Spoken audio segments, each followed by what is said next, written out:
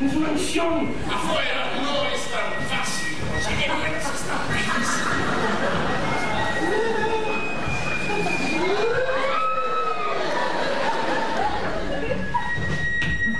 Es mucho más peligroso de lo que yo pensaba. Es un sinvergüenza. Además, la bomba ni siquiera estalló. No vale la pena por esas morales. Buenas noches, bienvenidas y bienvenidos. Gracias por estar aquí y gracias a nuestros invitados que aceptaron estar en este estudio en la Ciudad de México de CNN para hablar de una obra que, bueno, pues está aquí, El último preso o La policía. Es esta obra en donde están de regreso en la escena la familia Bichir, empezando por su padre. Alejandro Bichir, ¿cómo estás? Buenas noches. Muy bien, gracias, Carmen, muchas gracias. Pues bien. Dirigiendo a tus hijos. Sí. Que son varios y talentosos. Gracias. Dos de ellos aquí presentes, Demián Bichir y Odiseo Bichir, gracias a los dos por gracias estar aquí. A ti. Bienvenidos. Bueno, Bruno Bichir estaba por acá. También está con público nosotros, cautivo sí. porque no alcanzaba una silla es más. el fotógrafo oficial del grupo, entonces él está un poco allá. Déjenme confesarle al público que estamos aquí después de un juego de azar. Porque un volado decidió cuál de los hermanos Bichir quedaría fuera de la escena. Entonces, bueno, gracias a Bruno Bichir que aceptó este papel de que gracias, se dio su lugar. Gracias. Bueno, Bruno, sí. Estamos con ustedes aquí con la alegría de que Alejandro Bichir nuevamente pues dirijas esta obra con tus hijos. Hace 10 años que no hacías una obra dirigiendo a tus hijos.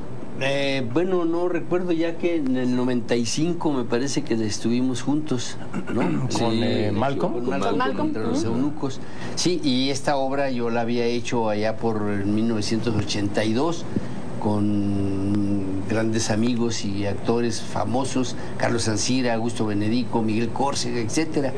Sí, y entonces ahora precisamente se trató de que pues recordar un poco esos éxitos y reponerla, porque creí cuando la releo de que tenía la misma vigencia, tenía la vigencia de hace 30 años.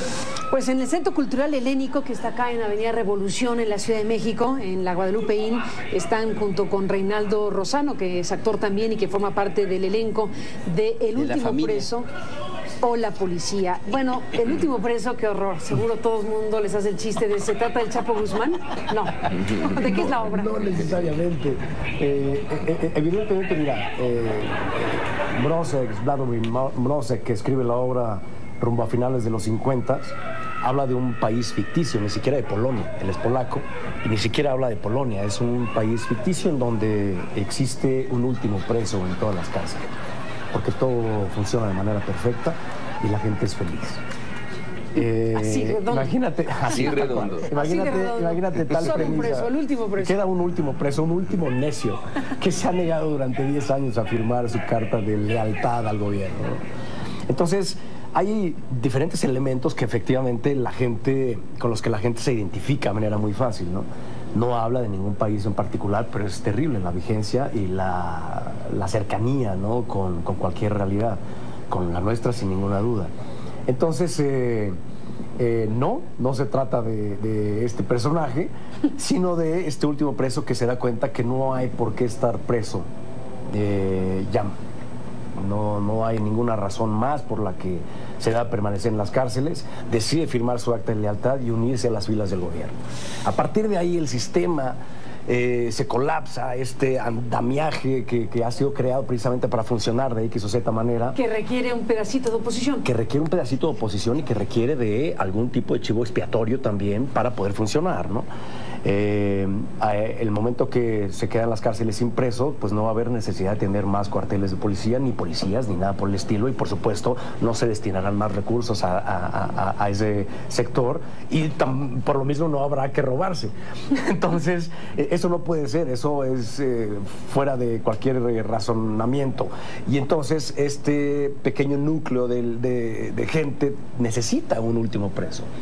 Hay un sargento que se dedica a provocar a la gente de manera encubierta, disfrazado de civil, tratando de provocar a la gente para arrestar a alguien y entonces tener más presos en la cárcel, pero no hay tal, porque la gente es feliz y la gente defiende a su propio gobierno. Entonces se tiene que generar a este preso precisamente para que este sistema permanezca.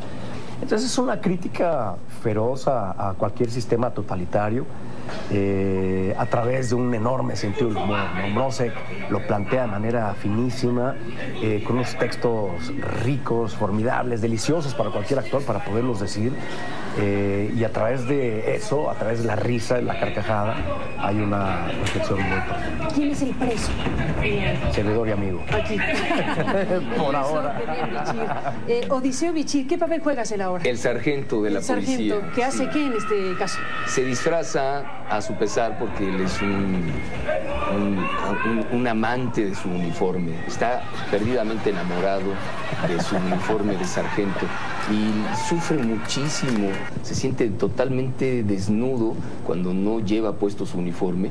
Tiene que servir en esta misión especial para provocar a los ciudadanos a que digan algo en contra del gobierno, cualquier cosa, que le saquen la lengua para poderlos arrestar. Y en lugar de lograr su misión, regresa molido a palos a dar su reporte a la comisaría. Y la pasa muy mal el pobre. Y tiene que entrar en una nueva misión todavía más complicada que lo va a volver loco al pobre, porque él solamente tiene una visión cuadrada de blancos y negros, y cuando finalmente en los sueños aparece en sus pesadillas este dilema de quién soy yo en realidad, qué papel juego yo. Exacto. Se da pues la parte más absurda del personaje, donde ya no sabe quién es él y tampoco los espectadores, hasta que el desenlace nos mostrará qué fue lo que le ganó, qué personaje de todas estas caretas va a predominar. Es un canto a la libertad, la comedia. Obviamente es una defensa de la libertad de diferencias, para poder, el derecho a disentir. El derecho a disentir, a buscar algo más que blancos y negros, no volverse loco tratando de optar por un solo color en tu vida, no, tener matices. Es un personaje que adoro, pero tenemos memorizados y aprendidos todos los personajes, porque le damos de pronto a lo largo de la temporada hasta el 1 de noviembre hemos tenido sorpresas. Salimos antes de la función ya vestidos de personajes a dialogar con el público, un poco a jugar como personajes, pero nos tomamos fotos. Ya ves que ahora la tecnología hace imposible no tener un registro de cada momento de tu vida. Sí. Así que en el lobby pues nos retratamos con los asistentes y arrancamos la función. Mi padre ha hecho el personaje del último preso. Esta temporada arrancó el 25 de diciembre, más o menos en el Foro Shakespeare. Cumplió unas 30 funciones, nos fuimos de gira y alternamos las funciones, alternamos los personajes. Es muy juguetón. Bruno está haciendo el coronel. El coronel es el jefe de la policía, lleva toda la obra, el coronel, a los 3 actos de la obra, que transcurren de manera muy vertiginosa. Es una obra muy ágil, es una obra muy completa, porque tiene un sentido del humor que también incluye la comedia de situaciones, también una comedia física, una comedia de equivocaciones, son diálogos muy divertidos. Estos argumentos que esgrimen los personajes descarrilan y en esta fractura del lenguaje quedan expuestos en lo absurdo de sus intenciones, y es por eso que la gente sale feliz, se ríen mucho, se divierten y salen muy liberados, porque realmente pues hay mucho con qué espejear en esta obra, ¿no? Desafortunadamente. Una catarsis completa. Odiseo, Alejandro, Demián, déjenme hacer una pausa y regresamos en esta conversación hablando de esta obra, El último preso o La policía. Y bueno, pues regresamos. Alejandro, déjame te adelanto un poco. ¿A quién diriges tú? ¿A tus hijos o a unos actores que resulta que son tus hijos? Volvemos después de la pausa.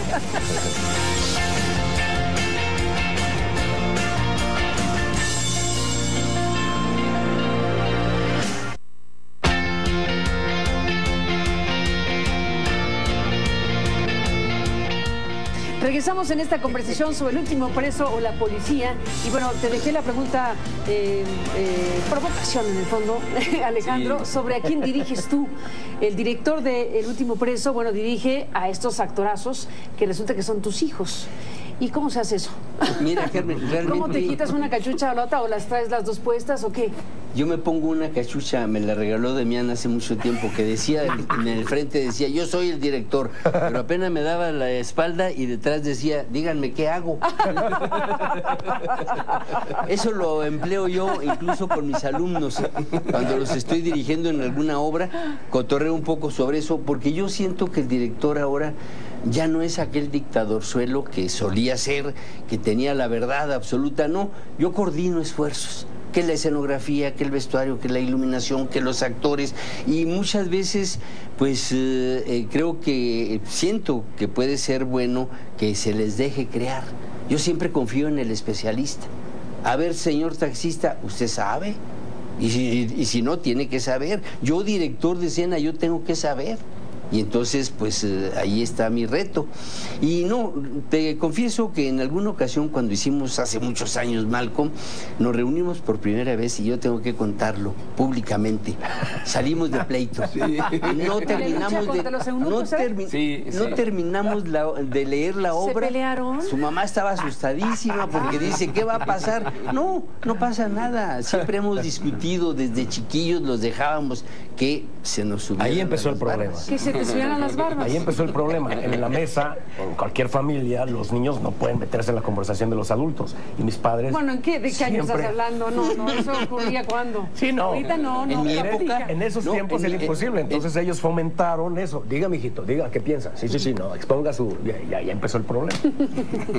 A partir de ahí... Ahora, la obra Alejandro, ya la han descrito Demián y Odiseo. Es una obra muy interesante. ¿Cómo deciden traerla a México? ¿Cómo deciden montarla? Cuando alguien dice voy a poner esta obra, está pensando en muchas cosas, en la obra misma, en lo que aporta, pero supongo que la sensibilidad por lo que la gente está viendo en ese momento, en una sociedad que va a ser invitada a ir al teatro. ¿Cómo llegan a decidir esta obra en un momento como este? Bueno, justamente porque estaba yo haciendo televisión y entonces Demián me dice, ¿y por qué no haces teatro? Pues porque no hay quien lo produzca. Entonces nosotros, dice él y dice Bruno y dice Odiseo y Demián, la hacemos nosotros, escoge. Y yo pensé en dos obras que me encantan, como es esta, que había tenido mucho éxito, a lo mejor por eso, porque pues quiere uno ir a la segura. Sí. ¿Verdad? Y además iban a producir tus hijos. Fíjate. Y entonces yo me dije, y les queda bien esto, nada más traemos a otro de mis hijos, mi hijo putativo, que es Reinaldo Rosano, que es extraordinario, que la gente se lo quiere llevar a su casa. ¿Es mejor actor que tus hijos? Sin duda. No. Sí, es envidiable. A mí me dicen, oye, ya parece que es verdaderamente tu hijo, porque lo quiero mucho, es un actor excelente. Ya estuvo con nosotros en Malcolm contra los eunucos. No, es un buenísimo. tipo formidable. Sí. Ahora, déjeme decirte, Carmen, que realmente aquí fue un fenómeno muy interesante. Odiseo salía a provocar, porque su personaje es el provocador, y yo un poco lo acompañaba a ver qué pasaba, y de pronto, nada de que anduviera provocando. La gente muy sonriente con él, y él sonriente, tomándose la foto, y yo le decía a otro sector del público, miren, no se dejen engañar, se ve con una sonrisa, pero no le hagan caso, es un provocador, cuidado. Y así empezaba un poco el chiste. Luego Demián dice, ¿cómo es posible que la gente salga con estos aguacerazos, que se inunda la ciudad? Porque la gente no tiene cuidado y tira todo a las coladeras, o lo deja en la calle y se tapan. Y entonces pues hay que agradecerle que vengan, porque salir de su casa con tantas opciones que hay en la televisión, pues es digno de agradecerse. Pues también resulta que sale y luego ya quieren pedir recompensa porque creen que es el Chapo, y entonces y se ha vuelto algo muy interesante. Y ya sale también el Coronel, ya nada más falta que salga Roxano, pero Roxano realmente me da miedo, porque después nos quedamos sin actor. Se lo llevan. Si sale, se lo llevan. Se lo llevan. Se lo llevan en el bolsillo. El último preso o la policía, Demián, contaban antes de que iniciáramos esta conversación ya para el aire, las experiencias con el público. Esto que al final de cuentas es importante en la experiencia teatral. No siempre los actores interactúan con el público. El público va a ver a los actores y están en el escenario y se da una relación, sí, intensa, sí, importante, pero no tan de cómo está usted de mano. Sí, no. Y aquí lo están haciendo. Mira, yo, esta idea de salir y charlar con la gente antes, literalmente recibirlos en el teatro, que es nuestra casa, ¿no? Cuando hay invitados a tu casa, tú los recibes, les das la bienvenida, les ofreces un trago, que es lo único que nos falta. Hay que mimar más al espectador de teatro. Gracias a esta gente que libra batallas con el tráfico, con manifestaciones, con lluvia y demás, y a necios como los que hacemos teatro todavía, permanece vivo.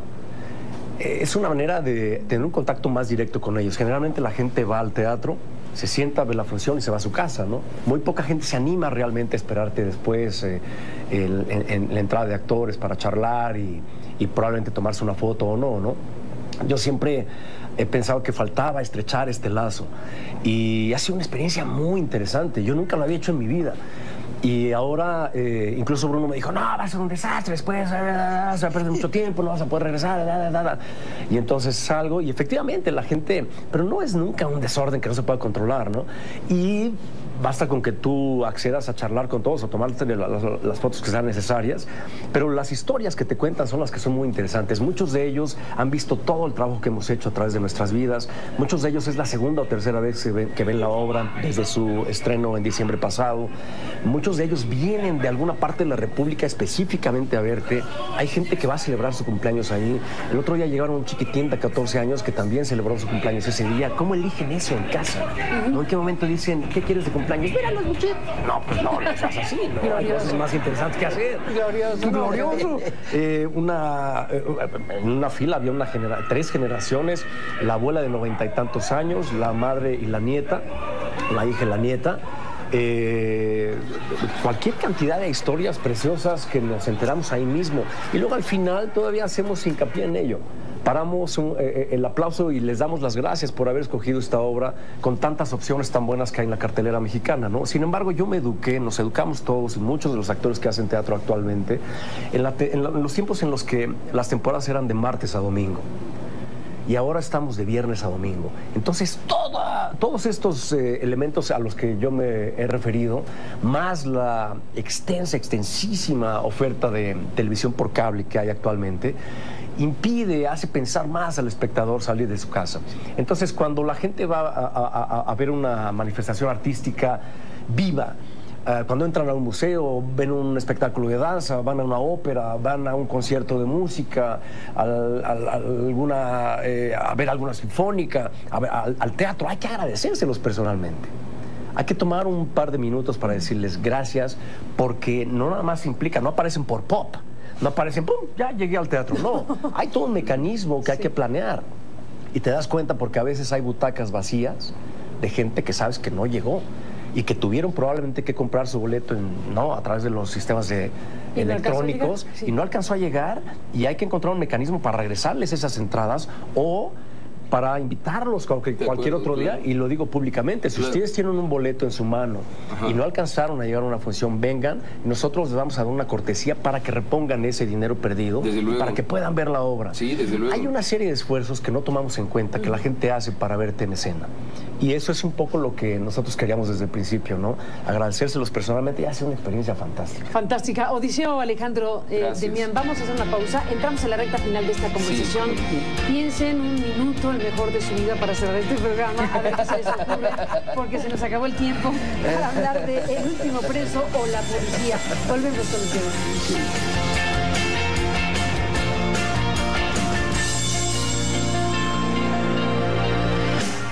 Entramos en la parte final, regresamos con los Bichir hablando del último preso o La policía. Volvemos con ellos. Bueno, se nos acabó el tiempo, lamentablemente. Odiseo, Alejandro Demián Bichir, gracias por estar aquí en este programa. Pues cerramos con una reflexión final. Bueno, retomemos el hilo de las cosas y sobre todo el reclamo amistoso que Bruno Bichir vino a hacerles aquí en el corte. Les digo, oigan, pónganle más energía al asunto. Cuenten por qué están haciendo esta obra, cuál es la razón, el motor, el impulso, qué de esta obra quieren que sirva a la gente que ve la obra para pensar, para reflexionar el qué estamos viviendo, el qué cosa está pasando en México. Sí, no permitir por ningún motivo quedarnos callados. quedarnos en silencio sin actuar. A favor o en contra, pero hay que moverse. Esto es una comedia que se nutre, El último preso, el trabajo del director Alejandro Bichir, toda la compañía, de lo mejor que ha dado la comedia mundial. Cantinflas, Tintán, Chaplin, los hermanos Marx, que detonan lo que es la imposición, la desbaratan, la pulverizan con su comedia para que aprovechemos esa oportunidad. No es un teatro inofensivo por ser cómico, es un teatro feroz. La comedia es muy poderosa. Muy poderosa. Me parece que la mejor forma de transmitir una idea, de iniciar un pensamiento, de revolver sentimientos, ¿no? A través de la comedia, es una forma dócil también de invitarte a una reflexión profunda, ¿no? Como lo hace Mrozek. Exacto, inteligente. Sí, y la gran virtud o la gran tragedia de esta obra es que a pesar de tener tanto tiempo de haber sido escrita, tiene una vigencia brutal, ¿no? Por eso decía yo, la gente muy fácilmente se va a identificar con cada frase que se dice en la obra. Y básicamente la gente necesita este espacio también para poderse olvidar de absolutamente todo, de cuántos seguidores tienes en Twitter y de cuánta basura hay por todos lados, ¿no? Y la gente lo logra. Muy rara vez escuchas un celular durante la representación. La gente entra a este evento lúdico a través de lo que sucede en este evento único e irrepetible. No hay documento de lo que pasa en cada función, aunque sea la misma obra. Totalmente. Alejandro Bichir, ¿con qué cierras este programa? He tenido la suerte de que casi todas las obras, casi todas, han sido que ponen el dedo en la llaga. Están siempre atacando la injusticia, siempre, y tenemos otras a futuro que hablan de lo mismo también. Por ejemplo, los crímenes que se han cometido contra gente inocente. Ahora mismo estamos nosotros en una de las funciones dedicando la función a Ayotzinapa por los 43 desaparecidos, y yo quisiera que surgiera un abogado que defienda a los 2 albañiles que cómo los acusaron de narcotraficantes cuando viven en una choza. Eso es lo que nos duele a nosotros, y nosotros tenemos una obra que muy sutilmente está diciendo que, bueno, el personaje del último preso le cuestionan por qué se quiere ir, porque todo está bien, este gobierno está sensacional. Gracias por estar aquí a los tres, a los 4, por compartir esto con el público de CNN. Gracias, y hasta la próxima. Suerte en cartelera, que no lo necesitan porque son fantásticos. Gracias. Vamos a otras cosas. Gracias por estar en este programa. Pásela bien, continuamos con CNN. Hasta mañana, buenas noches, que descanse.